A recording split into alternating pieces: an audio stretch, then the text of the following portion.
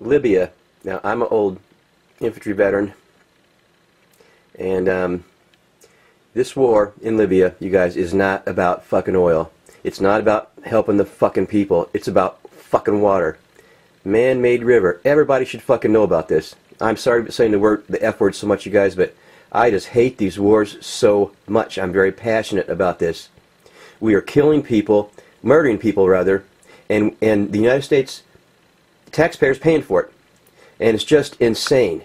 A man-made river in Libya. You got to check this out. Libya has built one of the biggest aquifers in the world. They're supplying. This is a desert country.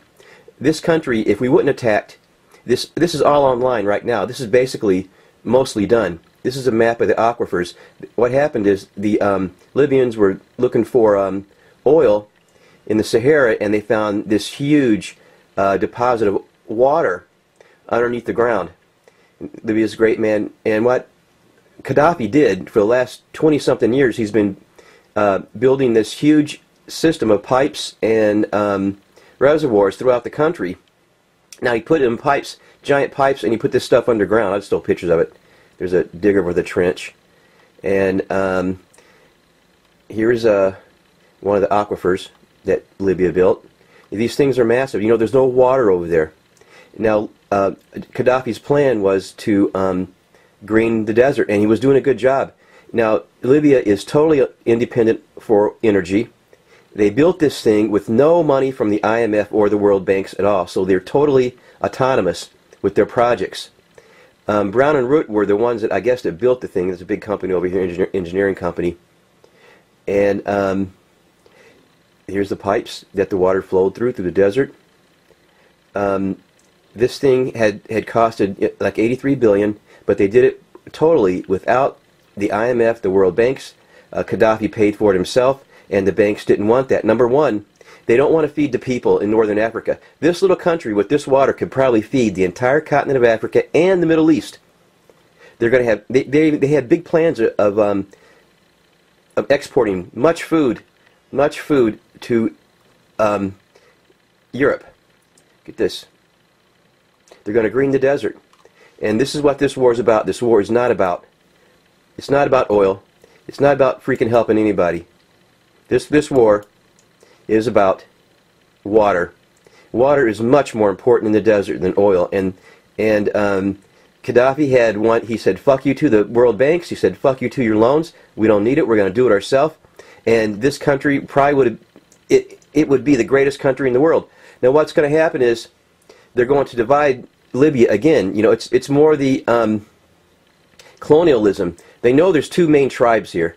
They're going to try to divide and conquer the tribes in Libya and divide the country, keep them a warring faction going where this water project can get no further as far as growing food. Because what they're going to do, they're bombing the whole freaking desert right now, and they're going to pollute the desert with radioactive material again, just like we did Iraq. And the people are going to be divided and conquered. And this water project is never going to get this massive greening of the desert. It's not going to happen if there's this conflict going on. And like I said, this thing's basically done right now. The final stages were just making farmland and growing crops and putting people to work. You know, this would have been an oasis, a giant oasis in the middle of this desert. Now this water is projected. There's so much water, and it's pure. It's like some of the best water on earth.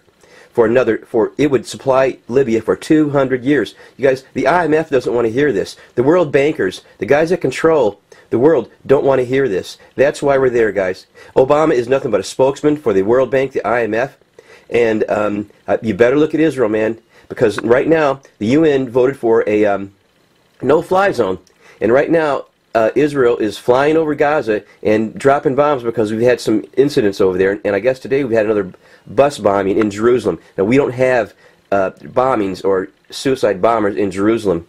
Now, what happens if the